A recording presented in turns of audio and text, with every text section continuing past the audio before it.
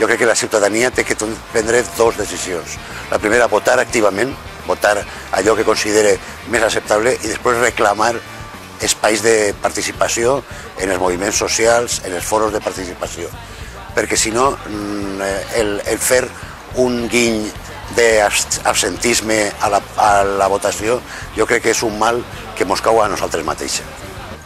Unas políticas justas en ingresos, unas políticas justas en gastos son esenciales para que tú puedas encontrar empleo o para que tus condiciones de trabajo, tú que estás trabajando, se puedan mantener de una forma digna.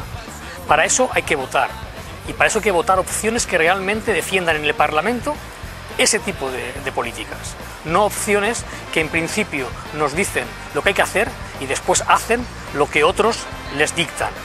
Para eso, elegir el voto es esencial para que esta crisis no te pase más factura. El dia 20 de novembre la resignació no pot ser una opció. És molt important que com a treballadors i treballadores participem de les decisions que finalment ens van afectar en quant als impostos, les polítiques a aplicar a nivell públic i a nivell també privat i que defensem el que és nostre, l'estat de benestar. El 20 de novembre participa, vota en les eleccions. Des de Joves de Comissions Obreres considerem que la participació i la democràcia s'ha de fer efectiva en tots els àmbits, en l'àmbit laboral, en l'àmbit de la ciutadania i sobretot en l'àmbit on designem a les persones que van a representar-nos a les institucions. Per tant, el dia 20 de novembre la resignació no pot ser una opció.